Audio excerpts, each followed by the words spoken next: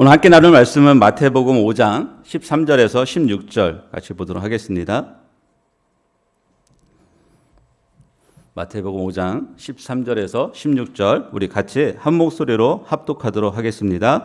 너희는 세상의 소금이니 소금이 만일 그 맛을 잃으면 무엇으로 짜게 하리요? 후에는 아무 쓸데없어 다만 밖에 버려져 사람에게 밟힐 뿐이니라. 너희는 세상의 빛이라. 산 위에 있는 동네가 숨겨지지 못할 것이요 사람이 등불을 켜서 말 아래에 두지 아니하고 등경 위에 두나니 이러므로 집안 모든 사람에게 빛이 느니라. 이같이 너희 빛이 사람 앞에 비치게 하여 그들로 너희 착한 행실을 보고 하늘에 계신 너희 아버지께 영광을 돌리게 하라. 아멘. 오늘 말씀은 우리가 이미 많이 들어서 알고 있는 소금과 빛에 대한 이야기입니다. 로마 제국 당시에 지식인들은 기독교, 즉 예수 그리스도를 믿는 자들에게 이런 질문을 종종 던졌다고 합니다. 십자가에 달려 돌아가신 예수를 왜 믿느냐? 이런 질문을 했고요. 또 십자가에 달려 돌아가신 그 예수가 어떻게 너희의 구원자, 너희의 신이 될 수 있느냐? 너희들이 믿는 종교는 우리의 문화와 우리의 관습과 상당히 다른데 어떻게 너희는 그런 기이한 문화와 관습을 따라서 타협하지 않고 배타적으로 너희는 살아가고 있느냐? 그리고 핍박을 받는 중에서도 너희들이 믿음을 잃지 않고 계속적으로 믿음을 지키는 이유가 무엇이냐? 대체 너희들 속에 무엇이 있느냐? 이렇게 질문을 했다고 그럽니다. 당시 기독교인들은 예수 그리스도를 믿는 그리스도인들을 볼 때 굉장히 매력적이고 뭔가 이 사람들은 연약한 것 같은데 굉장한 빛을 발하는 사람들처럼 여겨졌기 때문에 이러한 질문을 한 것이죠. 그 당시에 기독교라는 것은 로마 제국 당시에 굉장히 변두리 종교였고 어떻게 보면 굉장한 소수의 사람들이 신앙을 가지고 있었습니다. 근데 이 소수의 종교가 이제 역전되기 시작하죠.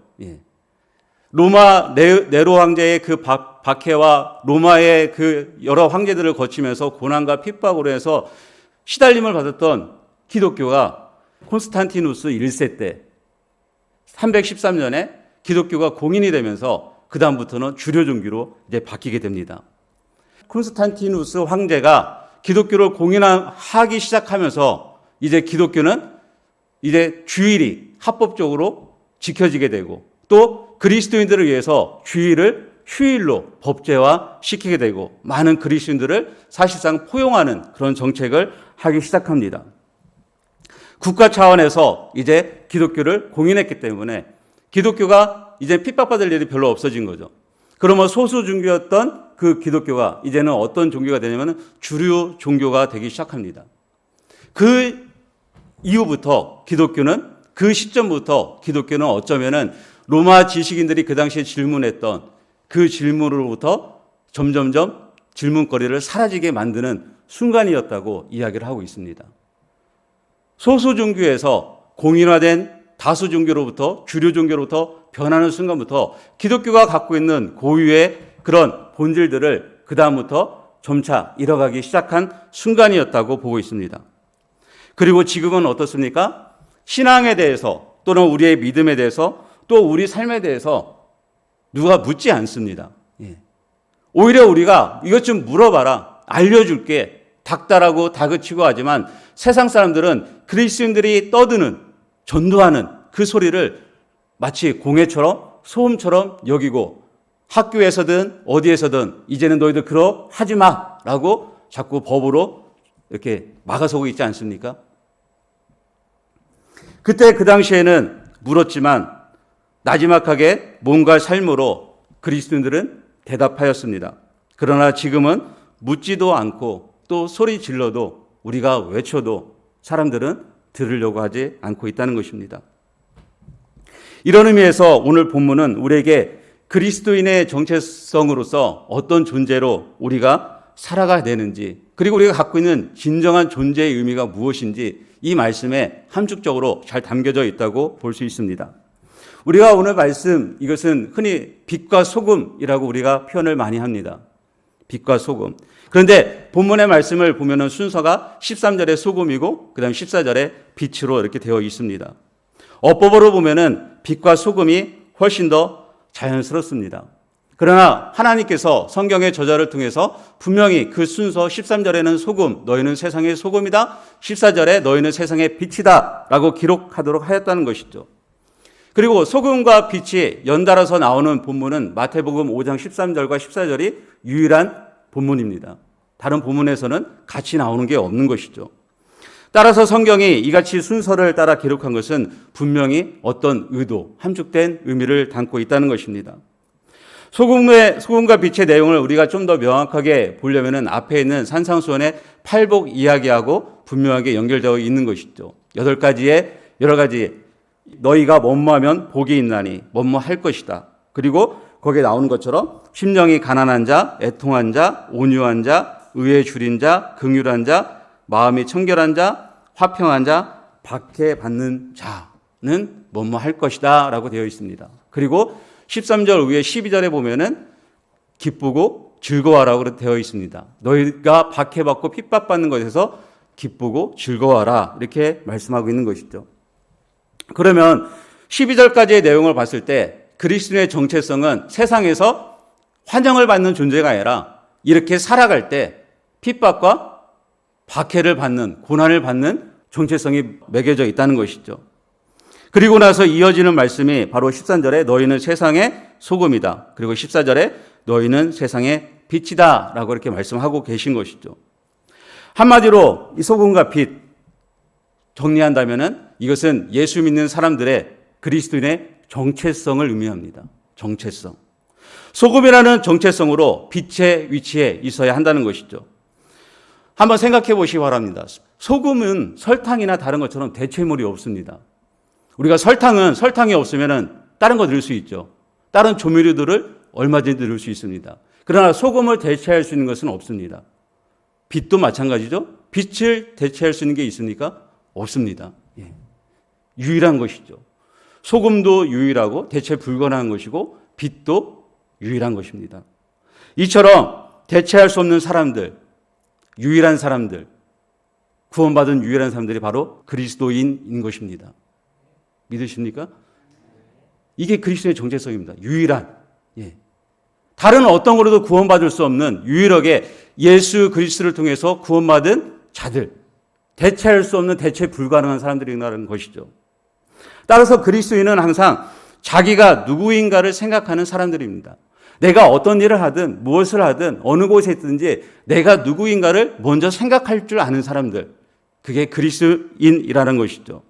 내가 그리스도 안에서 누구인지에 대한 존재 양식은 내가 어떤 행동을 하는 것이 아니라 내가 그리스도인이 됨으로 해서 내 내면에 어떤 변화가 일어났는가 거기에 먼저 초점을 둬야 된다는 것입니다. 이 세상 속에 소금과 빛이란 그가 무엇을 어떻게 하느냐가 아니라 그 자신, 내 자신이 먼저 어떻게 소금과 빛으로 내 존재가 되어 있느냐 여기에 먼저 우리가 목적을 두어야 된다는 것입니다. 따라서 이 본문의 말씀은 소금이 되어서 빛이 되어서 우리가 어떤 운동을 하자, 어떤 캠페인을 하자, 무엇을 하자라는 운동을 촉구하는 그런 본문이기보다는 소금과 빛의 정체성을 가진 그 존재로서의 그리스도인이 이 세상에서 어떤 자리에 있어야 되는지, 어떤 역할을 해야 되는지 여기에 더 우리가 이 본문을 눈여겨봐야 될 줄로 믿습니다. 그렇다고 우리가 어떤 운동을 하지 말라는 뜻은 전혀 아닙니다. 그러나 본질적으로 내가 그리스도인으로서 내가 누구인가를 먼저 알게 된다면 내 내면에서 내 존재가 있어야 될 곳, 내 존재가 어떻게 행해야 될지 그 부분에 대해서 먼저 우리가 이 본문을 눈여겨봐야 된다는 것이죠. 우리가 소금하면은 우리의 말의 특성상 어떤 단어가 먼저 떠오릅니까? 짠맛 빼고 짠돌이라는 말이 또 떠오르죠. 그렇지 않아요. 소금 같은 사람 하면은 좋은 말로 들립니까? 나쁜 말로 들립니까? 부정적인 말로 들려요? 아니면 긍정적인 말로 들립니까? 굉장히 부정적인 말로 들리지 않습니까? 그래서 사람들은 소금과 빛 대신에 빛과 소금을 먼저 쓰는 것 같습니다. 왜냐하면 긍정적인 게 먼저 오고 뒤에는 그냥 붙여서 오는 거. 그래서 소금하면 우리나라 말의 뉘앙스가 뭔가 부정적인 거. 이 소금 같은 사람, 이 짠돌이 같은 사람. 별 볼 일 없는 사람 이렇게 치부하는 경우가 있습니다. 그래서 빛을 더 선호하는 것 같습니다. 그래서 대부분의 많은 사람들이 소금을 별 볼 일 없는 사람 이렇게 생각할 수도 있죠. 별 볼 일 없는 것, 하찮은 것. 또 우리가 생각하기도 소금은 널려 있잖아요. 굉장히 주변에 흔한 게 소금이잖아요. 예. 근데 그 당시에 소금은 굉장히 값비싼 거였습니다. 월급으로도 주는 게 소금이었으니까요. 예. 오늘날 소금을 월급으로 준다면 이런 거 받겠습니까? 내다 버리지 않을까요? 이 당시에는 그랬습니다. 그렇지만 여전히 우리는 소금이라는 것을 볼 때는 별로 별 볼 일 없는 것처럼 그냥 우리말의 뉘앙스처럼 뭔가 짠돌이고 뭔가 부정적인 이미지를 많이 갖고 있다는 것이죠. 반대로 빛은 어떻습니까? 뭔가 이렇게 반짝반짝 빛나는 것. 다니엘 12장 3절 말씀처럼 하늘 궁창에 있는 별과 같이 반짝반짝 빛나는 것처럼, 예, 빛이 빛나는 것처럼 우리는 굉장히 좋은 이미지, 긍정적인 이미지, 뭔가 빛이 되어야겠다는 그런 마음을 갖고 있지 않습니까? 그래서 소금보다는 빛이 돼야지. 그래도 노래 찬양 가사도 보면 대부분 빛이 되자라는 찬양이 많지만 소금이 되자라는 찬양은 별로 없는 것 같아요. 예. 그 교회 이름도 빛과 소금이 많지 소금과 빛 교회는 별로 없습니다. 두란노 월간지 잡지도 빛과 소금이지 소금과 빛은 아닙니다. 근데 바꾸었어요. 소금과 빛으로 한 번은. 예. 그것처럼 빛은 뭔가 사람을 대단히 돋보이게 한다는 것이죠. 그러나 본문의 말씀을 오늘 본다면은 소금이 되지 않고는 결코 빛으로 넘어갈 수 없다는 겁니다. 13절을 넘어가지 않고서는 14절 이유가 올 수 없다는 거예요. 예. 13절이 내가 그렇게 살아내지 않으면은 내 존재가 그 소금이 되지 않는 이상은 그 다음에 빛이라는 건 비출 수가 없다는 겁니다. 예. 우리가 알고 있는 내가 빛이 되어야지. 근데 그 빛이 과연 누구를 위한 빛이라는지 우리는 질문을 던져봐야 됩니다. 그 빛이 내가 하나님의 은혜로 내가 신앙생활 열심히 해서 내가 어떤 것을 이루어서 나를 돋보이게 하는 나를 위한 내 영광의 빛인지 하나님의 이름을 거룩하게 하는 16절의 말씀처럼 아버지의 영광을 위한 빛인지 헷갈리잖아요. 예. 나를 돋보이게 위한 나의 영광을 위한 빛인지 아버지께 영광을 돌리기 위한 그런 참빛인지 헷갈리잖아요. 빛이라는 것은. 그렇지만 많은 사람들은 빛이 되고 싶어 합니다. 그런데 그 목적 속에 과연 무엇이 담겨져 있느냐는 거죠. 내가 빛이 되면은 사람들이 나를 보고 예수 믿을 수 있지 않을까? 내가 돋보여지면은 내가 굉장히 두드러지면은 내가 이렇게 신앙생활을 한 것을 보고 사람들이 나한테 오지 않을까? 사람들이 내가 믿는 예수가 누구인지 궁금해하지 않을까? 그렇게 생각할 수 있기 때문에 우리는 빛이라는 것들을 더 선호하고 빛이 되기를 원합니다. 그러나 그 이면에 잠재된 이면에 과연 나는 순수한 목적으로 그런 마음으로 내가 빛이 되기를 원하는가? 거기에 대해서는 우리 스스로 한번 질문을 던져봐야 된다는 것이죠. 왜냐하면 우리가 하나님의 은혜로 신앙생활을 많이 해서 부를 쌓고 그다음에 지위가 높아지고 그다음에 명예가 있고 어떤 권력이 생긴다 할지라도 이 세상에서 나를 돋보이게 하고 나의 영광의 자리에 빛을 세상의 빛을 비춘다 할지라도 그것들은 이 세상에서 다 지나가는 헛된 것들이기 때문에 그렇습니다. 나의 영광을 위해서 돋보이게 하는 모든 행위는 내가 빛이 되려고 노력하는 이 세상의 모든 행위는 신앙으로서 나를 돋보이게 하고 나의 영광을 위해서 취하는 모든 것들은 결국은 솔로몬의 고백처럼 헛되고 헛되고 헛되며 헛되도라는 고백밖에 나올 수 없다는 것이죠. 세상의 영광은 세상의 빛은 세상이 주는 그 영광의 빛은 다 사라지기 때문에 그렇습니다. 이사야서 40장 6절에서 7절에 세번역 성경으로 이렇게 기록되어 있습니다. 한번 같이 한번 읽어볼까요? 한 소리가 외친다. 너는 외쳐라. 그래서 내가 무엇이라고 외쳐야 합니까? 하고 물었다. 모든 육체는 풀이요 그의 모든 아름다움은 들의 꽃과 같을 뿐이다. 주님께서 그 위에 입김을 부시면 풀은 마르고 꽃은 시든다. 그렇다. 이 백성은 풀에 지나지 않는다. 이사야가 가서 내가 뭐라고 외칠까요? 라고 하나님께 물었을 때 하나님께서 주신 말씀이 이 말씀이죠. 세상에 그든 모든 영광도 아름다운 것도 부한 것도 명예로운 것도 하나님의 입김 한 벌이면은 시들어 버리고 풀같이 사그라져 버리는 것이 인생이라는 것입니다. 인생에서 겁나게 성공을 했든지 지위가 엄청 높든지 누구도 범접할 수 없는 권력을 지녔다 할지라도 네가 자랑하느냐? 내가 입김을 불면은 그건 풀과 같은 거야 라고 하나님은 말씀하시는 것이죠. 따라서 자신을 돋보이게 하라는 세상의 빛은 반드시 소멸한다는 것을 우리는 먼저 기억해야 되는 것입니다. 그래서 빛이 되기 전에 주님께서는 반드시 우리에게 먼저 뭐가 되라고 말씀하시냐면 소금이 되어야 된다고 말씀하고 계신 것입니다. 소금이 되어야 된다고. 예. 오늘부터 소금을 사랑하시기 바랍니다. 예. 예수를 주로 고백하고 믿고 따르는 성도들은 먼저 소금이 되어야 되는 것이죠. 이게 그리스도인의 기본적인 본질입니다. 정체성인 것이죠. 그런데 이 소금이 한번 생각해 보시기 바랍니다. 소금이 그냥 뭉쳐 있거나 소금이 시간이 지나도 그대로 있으면은 소금이 어떤 영향을 주는 것이 아니라 아무 쓸데가 없는 것입니다. 만약에 우리끼리만 뭉쳐 있다면은 어떤 영향력이 나타날까요? 아무런 영향은 나타나지 않습니다. 소금이 그냥 변하지 않고 그 자리에 그냥 가만히 머물러서 다소곳이 있다면은 소금 한 자루가 가만히 있다면은 그 소금이 어떤 것을 변화시킬 수 있습니까? 아무것도 변화시키지 못합니다. 간수만 빠지죠. 아무것도 변화시킬 수 없는 것이죠. 소금 자체가 돋보이게 되면은 아무런 영향도 나타나지 않는 것입니다. 소금이 자신을 돕는 일과 자신을 높이는 데만 사용된다면은 그 또한 아무런 변화도 나타나지 않습니다. 소금의 특성이 있다면은 그것은 어느 곳에 침투에 들어가서 투입돼서 녹아지는 것입니다. 소금은 어느 곳에 들어가서 분명히 녹아져야 되는 것이죠. 흩어져서 녹아지는 것입니다. 흩어져서 녹아지는 것. 그래야만이 변화가 나타나는 것이죠. 그래서 진짜 소금은 녹여서 자신을 소멸시킵니다.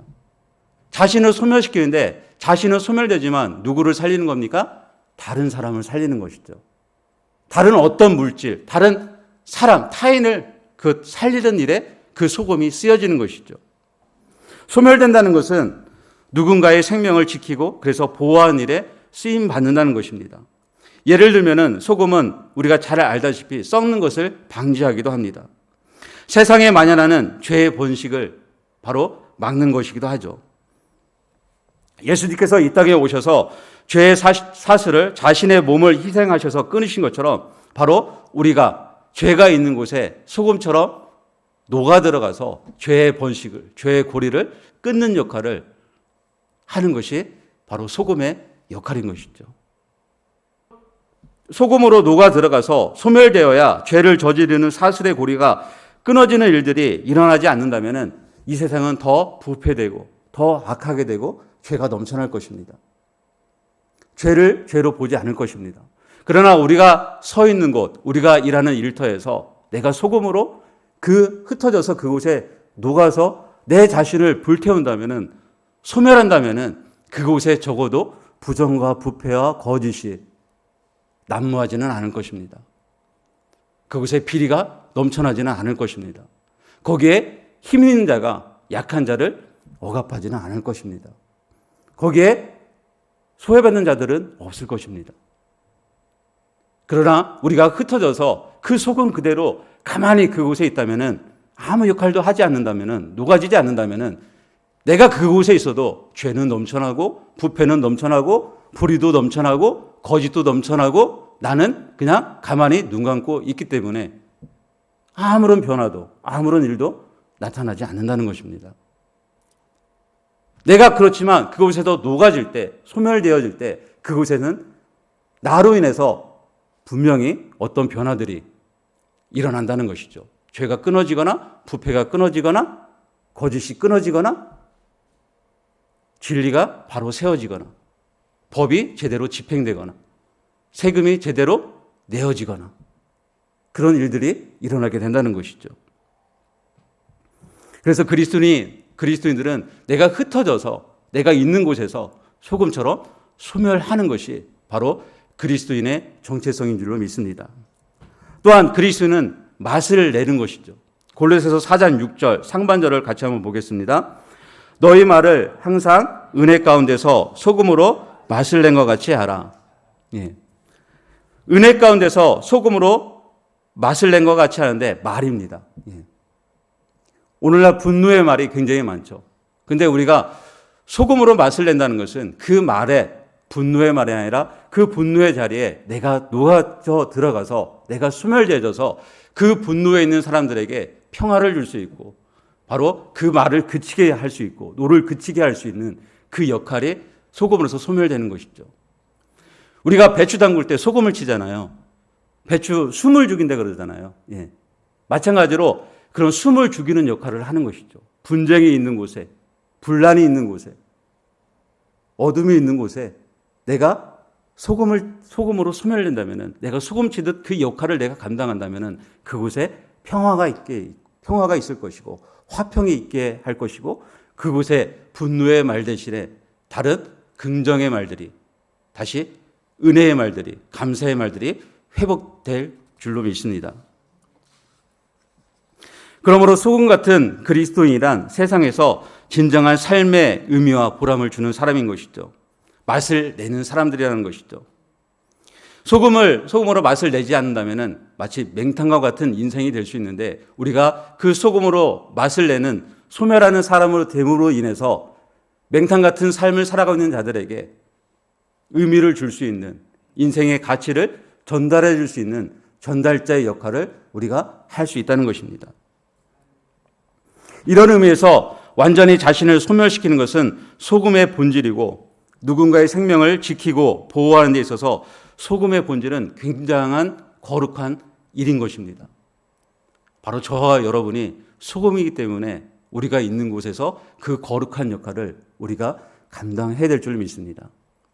매 순간 내가 누구인지 그 정체성이, 내가 소금이라는 정체성을 갖고 있다면 내가 서 있는 곳에서 오늘도 나는 녹아져 들어가야지, 나라는 사람을 소멸시켜야지 라는 그런 인식을 갖고 있다면 적어도 처음에 말씀드렸던 로마의 지식인들처럼 세상 사람들이 네가 믿는 신이 대체 누구길래 너는 그런 악조건 속에서도, 너한테 불이익이 오는 상황에서도 너는 그렇게 살아갈 수 있니라고 질문을 해올 수 있다는 것입니다. 그러나 많은 성도들이 원하는 것은 이러한 삶을 사실 살아가려고 하지 않습니다. 모험하려고 하지 않습니다. 우리는 여전히 빛을 선호합니다. 그래서 빛으로서 뭔가 드러내고 싶어 하는 것을 더 선호한다는 것이죠. 그 14절에 나오는 너희는 세상의 빛이다. 이것도 빛을 발하기 위해서는 등잔이라는 그 기름이 태워질 때 빛을 발하게 됩니다. 뭐든지 소멸해야 빛이 나오게 되어 있게 마련인 것이죠. 그냥 빛만 비추어지는 게 아니라 소금이든 빛이든 그것들은 태워지고 소멸할 때만이 진리 가운데로 빛을 비춰서 사람들에게 옳은 대로 인도할 수 있다는 것입니다. 캄캄한 밤에 방향성을 제시할 수 있는 것이고 향방을 모르는 사람들에게 그 길을 제시할 수 있다는 것이죠. 내가 태워질 때 올바른 진리의 길로 인도할 수 있다는 것입니다. 내가 태워지지 않고서는 그것은 나의 영광을 드러내는 일이 될 수 있기 때문에 그것들을 보고 사람들이 진리의 길로 돌아오기보다는 오히려 우리를 시기하거나 아니면 이상한 눈으로 볼 수도 있음을 기억하시기 바랍니다. 그러므로 소금처럼 자기를 소멸시키는 의미는 영원한 가치로 인정되는 것입니다. 그래서 주님은 빛과 소금이 아니라 바로 소금과 빛이 되라고 말씀하고 계시는 것입니다. 소금이 된 사람만이 진정으로 빛을 발할 수 있는 것이기 때문에 그렇습니다. 소금이 된 사람만이 진정으로 빛의 역할을 감당할 수 있는 것입니다. 사도 바울을 한번 보십시오. 사도 바울은 다메섹 도상으로 가는 길에서 오로지 그만 예수님으로부터 부르심을 받습니다. 그리고 그 부르심을, 이방인의 사도로 부르심을 받은 그 순간부터 사도 바울은 자신의 사명에 대해서 한 번도 의심한 적이 없습니다. 자신의 정체성을 한 번도 의심한 적이 없습니다.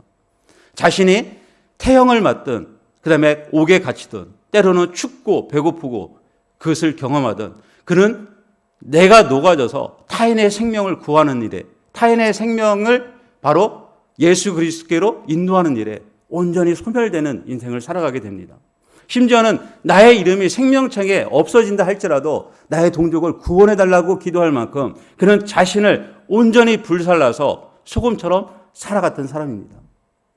자신의 영광을 돋보이게 한 일에는 사도 바울은 한 번도 그 일에 자신을 내세우지 않았습니다. 그리고 자신이 참수형을 당해서 그는 죽지만 그가 말했고 그게 전했고 그가 기록한 서신서들은 오늘날 사람들을 진리의 길로, 참빛으로, 영원한 가치로 인도하고 있지 않습니까?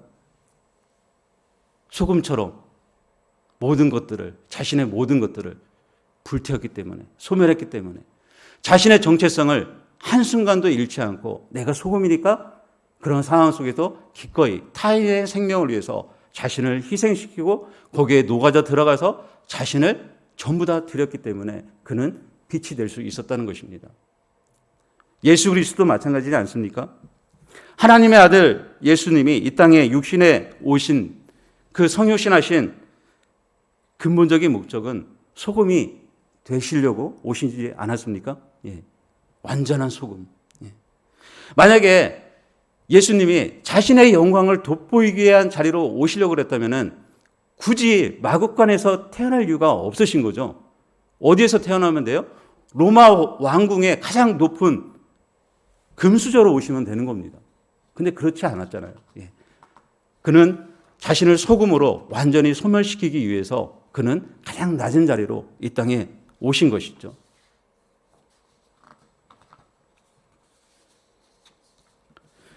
주님의 오신 목적은 그래서 분명한 것입니다. 모든 권세를 지니신 분이심에도 오직 하나님의 영광만 드러내기 위해서 오신 것이죠.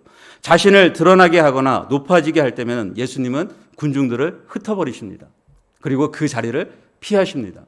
그리고 산으로 홀로 올라가십니다. 그리고 올라가서 기도하십니다.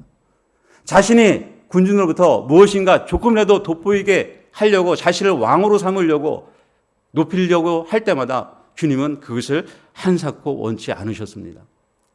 오직 모든 영광을 아버지께 돌리는 데만 초점을 두신 것이죠. 그리고 아버지의 뜻에 따라 순종함으로 십자가의 고난을 받아들이시고 그리고 우리의 죄값을 대신 지시기 위해서 십자가의 제물이 되셔서 십자가 위에서 당신의 모든 것, 물과 피를 완전하게 쏟으십니다.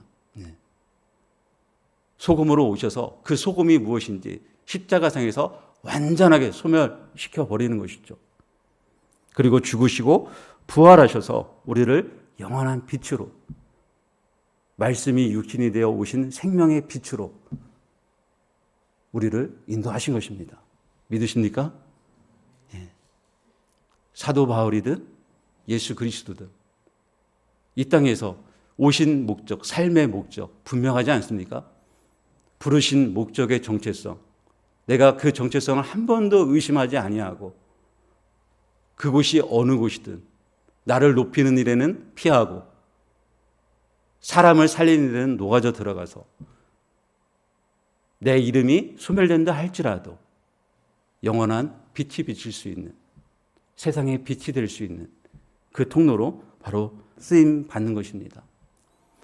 오늘날 기독교가 매력적이지 않습니다. 로마 시대처럼 오늘날 기독교가 매력적으로 보이지 않습니다. 그래서 사람들은 가능하면 기독교인들을 이율 배반적이라고, 말과 행동이 다르다고 많이들 표현을 합니다.